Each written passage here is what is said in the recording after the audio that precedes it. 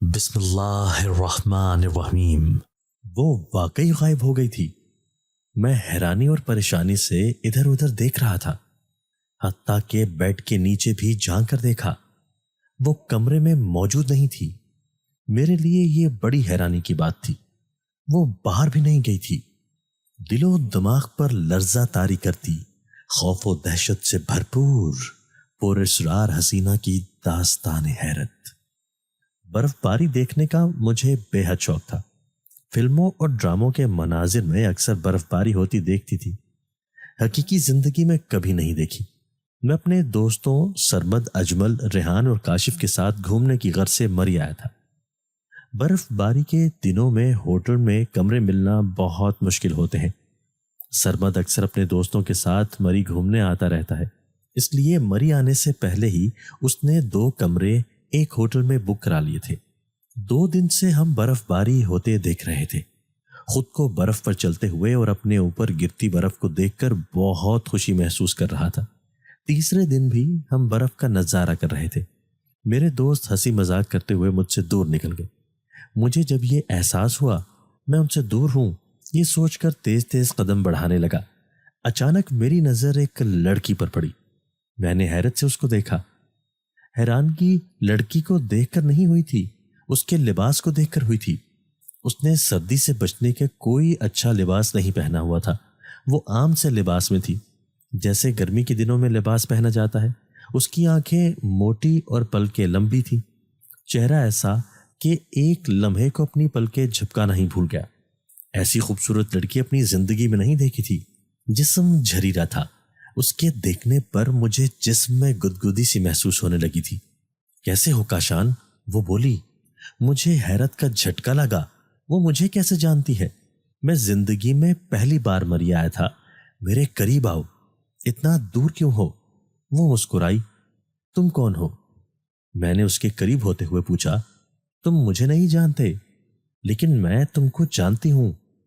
کیسے؟ میں نے پوچھا۔ یہ مت پوچھو، تم میرے ہو، یہ بات ذہن نشین کر لو۔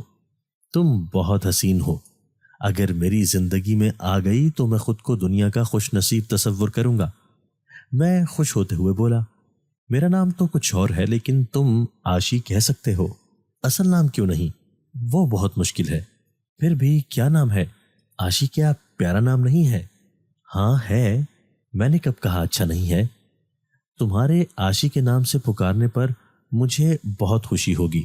وہ بولی، تم کہاں رہتی ہو؟ مری میں رہتی ہوں، لیکن اب تم جہاں رہو گے میں وہیں رہوں گی۔ ایسا کیسے ممکن ہے؟ میں ممکن کر کے بتاؤں گی۔ وہ مسکرائی۔ مجھے خوشی ہوگی کہ تم میرے ساتھ ہو۔ میں نے مسکراتے ہوئے کہا، میرے دوستوں کو میرے پیچھے رہ جانے کا احساس ہو گیا تھا، اس لیے سرمد مجھے دیکھنے کو آ گیا۔ تم یہاں کھڑے کیا کر رہے ہو؟ وہ بولا۔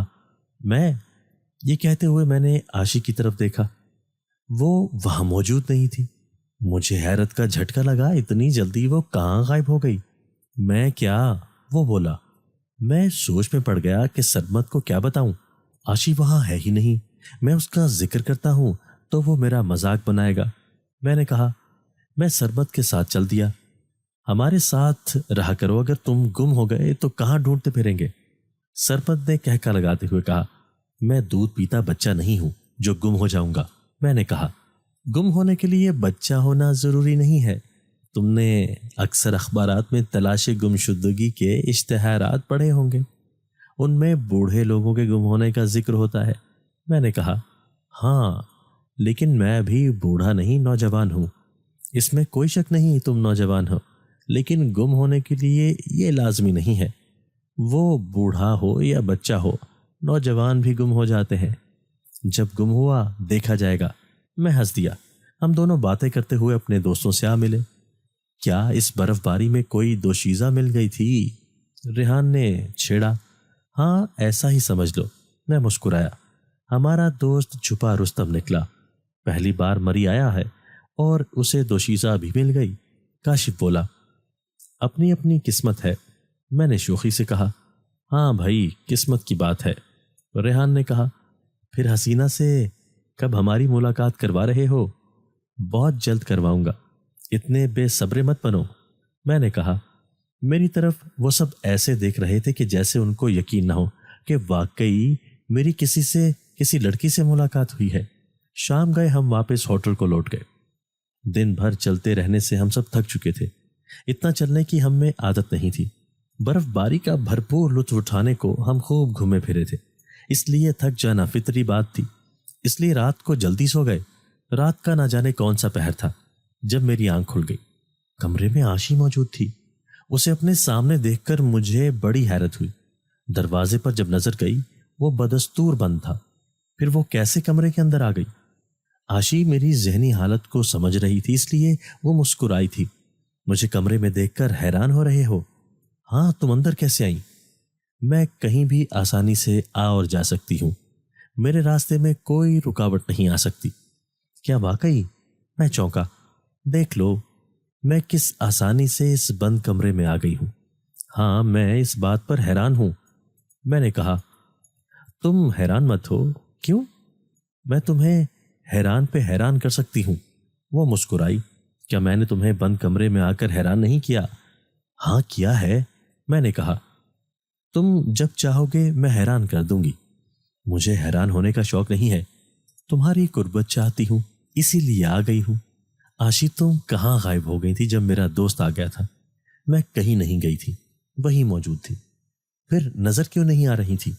میں کچھ دیر نظروں سے اوجھل ہو گئی تھی۔ یہ صلاحیت بھی موجود ہے تم میں؟ کیا تمہیں یقین نہیں آ رہا؟ یقین نہ آنے والی بات ہے، میں نے کہا۔ لو میں غائب ہو گئی، عاشی نے کہا۔ وہ واقعی غائب ہو گئی تھی۔ میں حیرانی اور پریشانی سے ادھر ادھر دیکھنے لگا، حتیٰ کہ بیڈ کے نیچے بھی جھانک کر دیکھ لیا۔ وہ کمرے میں موجود نہیں تھی۔ میرے لیے یہ بڑی حیرانی کی بات تھی۔ وہ باہر بھی نہیں گئی تھی، بس کمرے سے اچانک غائب ہو گئی تھی۔ اچانک سے عاشی پھر ظاہر ہو گئی۔ دیکھ لیا، میں غائب بھی ہو سکتی ہوں، وہ بولی۔ ہاں دیکھ لیا، یہ سب کس طرح کر لیتی ہو؟ یہ مت پوچھو۔ ٹھیک ہے، میں نہیں معلوم کروں گا۔ میں تمہاری کیا خدمت کروں؟ کیا کھاؤ گی، کیا پیو گی؟ یہ مت پوچھئے۔ کیوں؟ کیونکہ میں کھائے پیے بغیر رہ سکتی ہوں۔ یہ کیسے ممکن ہے؟ کوئی کھائے پیے بغیر زندہ رہ سکتا ہو؟ مثال تمہارے سامنے موجود ہے۔ میں انسانوں میں سے نہیں ہوں، پھر میں جنات میں سے ہوں۔ جنات؟ ایک لمحے کو مجھے کپ کپی سی چڑھ گئی۔ گھبراؤ نہیں، میں تم کو کچھ نہیں کہوں گی۔ میں تم سے محبت کرتی ہوں، سچی محبت۔ میں نے سنا ہے جنات انسانوں کے دشمن ہوتے ہیں، انسانوں کو نقصان پہنچانے کی بھرپور کوشش کرتے ہیں۔ کیا انسانوں میں ایسے لوگ نہیں ہوتے جو انسانوں کو نقصان پہنچاتے ہیں؟ ہاں ہوتے ہیں، میں نے کہا۔ ایسے ہی سب جنات ایک جیسے نہیں ہوتے، کوئی اچھا ہے کوئی برا ہے، کوئی انسانوں سے محبت کرتا ہے جیسے میں تم سے محبت کرتی ہوں۔ تم نے مجھے پہلے کہاں دیکھا ہے؟ میں نے پوچھا۔ مری میں دیکھا ہے، اور دیکھتے ہی تم پر عاشق ہو گئی ہوں۔ پہلی بار دیکھنے پر مجھ سے عشق ہو گیا ہے۔ ہاں، محبت سوچ لینے سے نہیں ہوتی، یہ تو بس پہلی ہی نظر میں ہو جاتی ہے۔ تم نے درست کہا، واقعی محبت پہلی ہی نظر میں ہو جاتی ہے، جیسی ہم دونوں کو ہو گئی ہے۔ میں نے کہا۔ کچھ دیر باتیں کر کے وہ چلی گئی۔ میں سونے کو بیڈ پر لیٹ گیا، لیکن نیند مجھ سے کوسوں دور تھی۔ میں عاشی کے تصور میں ڈوبا ہوا تھا، اس لیے کروٹوں پر کروٹیں بدل رہا تھا، لیکن بھرپور نیند نہ لے سکا۔ صبح بیدار ہونے پر طبیعت بوجھل رہی۔ مری میں ہم جتنے دن رہے وہ ہر رات مجھ سے ملنے آتی رہی۔ میں جب دوستوں کے ساتھ گھوم رہا تھا اس وقت بھی وہ ایک لمحے کو جھلک دکھا کر غائب ہو جاتی تھی۔ ہم جب کراچی گئے وہ بھی میرے ساتھ چلی آئی۔ وہ سائے کی طرح میرے ساتھ رہی تھی، لیکن نظر کسی کو نہیں آتی تھی۔ میں اس سے بھرپور عشق کرنے لگا تھا۔ عاشق کے عشق میں خود کو توجہ دینا بالکل چھوڑ دی تھی۔ میری حالت بالکل مجنوں جیسی تھی۔ گھر اور گھر سے باہر کیا ہو رہا ہے مجھے کچھ خبر نہ تھی۔ میں ہر وقت اپنے کمرے میں خود کو بند رکھنے لگا تھا۔ عاشی میرے پاس ہی رہتی تھی۔ اگر وہ کہیں جاتی بھی تو کچھ وقت کو جاتی تھی اور پھر لوٹ آتی تھی۔ خود پر توجہ نہ دینے سے میرا حلیہ عجیب و غریب ہو گیا تھا۔ سر کے بال بے تحاشا بڑھا لیے تھے، شیو کرنا بھی چھوڑ دی تھی۔ گھر والوں کے بار بار بال کٹوانے کا کہنے پر بھی بالوں پر توجہ نہ دیتا تھا۔ میرا حلیہ ایسا ہو گیا تھا کہ پہلی نظر میں دیکھنے والے کو ایسا محسوس ہوتا کہ میں بالکل پاگل ہو گیا ہوں۔ میری حرکات بھی پاگلوں سے کم نہ تھی۔ میں ہر وقت عاشی کو اپنے پاس محسوس کرتا تھا، سوائے میرے وہ کسی کو نظر نہیں آتی تھی۔ میں عاشی سے باتیں کرتا اور گھر والے سمجھتے کہ میں خود سے باتیں کر رہا ہوں۔ سارا دن کمرے میں رہتا اور باہر نہ آتا تھا۔ دن میں کئی بار کمرے میں مجھے دیکھنے کو والدہ آنے لگی تھی۔ والد اور بہن بھائی بھی میرے بارے میں فکر مند ہو گئے تھے۔ ابو دفتر جاتے ہوئے مجھ پر ایک نظر ڈالتے، پھر والدہ سے کہتے کہ میں دفتر جا رہا ہوں، کاشان بیٹے کا خیال رکھنا۔ فاخر میں اس کی ماں ہوں، مجھ سے زیادہ کون اس کا خیال رکھے گا؟ ڈاکٹروں کا خیال ہے کاشان بیٹے کا ذہنی توازن خراب ہو گیا ہے، اس کا خیال رکھنا بہت ضروری ہے، ورنہ یہ دورہ پڑنے پر خود کو نقصان بھی پہنچا سکتا ہے۔ میں ابو کی بات پر مسکرا دیتا۔ ان کو اتنی سی بات سمجھ میں نہیں آ رہی تھی کہ میں عاشی کے عشق میں مبتلا ہو چکا ہوں۔ حالانکہ میں یہ بات سب گھر کے افراد کو بتا چکا تھا، لیکن وہ میری بات سمجھنے کو تیار نہ تھے۔ ایک ماہ تک ڈاکٹروں کے علاج سے کوئی فائدہ نہ ہونے پر پیروں کو لایا جانے لگا۔ ان کو دیکھ کر عاشی نے مجھے بتایا کہ یہ سب جعلی پیر ہیں، ان کو کچھ نہیں پتا۔ ایک دن والد صاحب کے ساتھ پیر فرحت بخاری آئے۔ ان کو دیکھ کر عاشی گھبرا گئی۔ کیا بات ہے، تم پریشان کیوں ہو گئی ہو؟ میں نے پوچھا۔ یہ اصلی پیر ہے۔ اصلی پیر ہو یا ڈبہ پیر، اس سے کیا فرق پڑ سکتا ہے؟ میں نے پوچھا۔ یہ ہم دونوں کو جدا کروا دے گا۔ میرے ہوتے ہوئے یہ کیسے جدا کروا سکتا ہے؟ میں نے کہا۔ ہاں، تم ہی کچھ کر سکتے ہو۔ تم ایسا کام کرو یہ پھر دوبارہ اس گھر میں نہ آئے۔ ٹھیک ہے، میں نے کہا۔ پیر فرحت بخاری نے زیر لب کچھ پڑھا۔ ابھی وہ کچھ بولنے ہی والے تھے کہ میں نے ان پر حملہ کر دیا۔ ان کا گلا دبانے لگا۔ تھوڑی دیر اور میں ان کا گلا دباتا تو پیر فرحت کا کام تمام ہو جاتا، لیکن اس کی خوش نصیبی گھر والے وہاں موجود تھے۔ میرے والد، بھائی امتیاز اور فرغ نے بڑی مشکل سے مجھے قابو کر لیا۔ خاصی دیر تک پیر فرحت کے حواس بحال نہ ہو سکے۔ حواس بحال ہونے پر وہ بولا، اس پر ایک خبیث آصف کا سایہ ہے جو اس کو مذہب سے دور رکھنا چاہتا ہے تاکہ اپنے مذموم مقاصد کے لیے استعمال کر سکے، اس لیے یہ اپنے تمام دینی فرائض اور دیگر معلومات سے دور ہو کر گھر پر پڑا رہتا ہے۔ کیا ایسا بھی ہوتا ہے؟ ابا جان نے پوچھا۔ ہاں، آصف جو کام خود نہیں کر سکتا ان مقاصد کے لیے انسانوں کو استعمال کر لیتا ہے۔ یہ آصف کاشان کو غلط کاموں کے لیے استعمال کرے گا، لیکن تم فکر نہ کرو، میں ایسا ہرگز نہیں ہونے دوں گا۔ جیسا میں کہوں گا ویسا ہی کرنا۔ ٹھیک ہے، ہم ایسا ہی کریں گے، امی جان نے کہا۔ کاشان کو تمہیں رسیوں سے باندھ کر رکھنا ہوگا، ورنہ علاج سے باز رکھنے کو تم لوگوں پر حملہ کرنے سے باز نہیں آئے گا۔ مجھے ایک رسی لا کر دو، پیر صاحب نے کہا۔ فاروق گھر میں سے ہی رسی لے آیا۔ پیر فرحت نے رسی پر دم کیا اور ابا جان کو رسی دے دی۔ پیر فرحت کی ہدایت پر مجھے کرسی پر بٹھا کر اس رسی سے باندھ دیا گیا۔ اب میں اس پوزیشن میں نہیں رہا تھا کہ کسی اور شخص پر حملہ کر سکوں۔ میرا کئی ہفتے علاج چلتا رہا۔ میں رسی میں بندھا ہونے کے سبب کچھ کرنے کی پوزیشن میں نہیں رہا تھا۔ اب عاشی میرے پاس نہیں آ رہی تھی۔ وہ دن میں چند لمحوں کے لیے آتی اور چلی جاتی۔ وہ مجھ سے کہتی کہ کاشان کچھ کرو، ورنہ میں ہمیشہ کے لیے تم سے دور چلی جاؤں گی۔ مجھے رسی میں جکڑ کر بے بس کر دیا گیا ہے۔ میں کہتا، ہاں، یہ پیر بہت چالاک ہے، اسے پہلے ہی اندازہ ہو گیا تھا کہ تم گھر والوں پر حملہ کر سکتے ہو۔ اسے کیسے معلوم ہوا؟ میں نے پوچھا۔ تم نے پیر فرحت پر پہلے ہی دن حملہ کر کے ہوشیار کر دیا تھا۔ تمہیں ایسا نہیں کرنا چاہیے تھا۔ تم سے جدا کرنے کا سن کر میں خود پر قابو نہ کر سکا اور پیر فرحت پر حملہ کر دیا۔ تمہاری اس غلطی سے پیر فرحت ہوشیار ہو گیا، اس نے کہا۔ ایک دن عاشی میرے پاس آئی اور اس نے بتایا وہ اب ہمیشہ کے لیے میری زندگی سے دور جا رہی ہے۔ میں بے اختیار تڑپ گیا۔ تم نہ جاؤ، میں نے کہا۔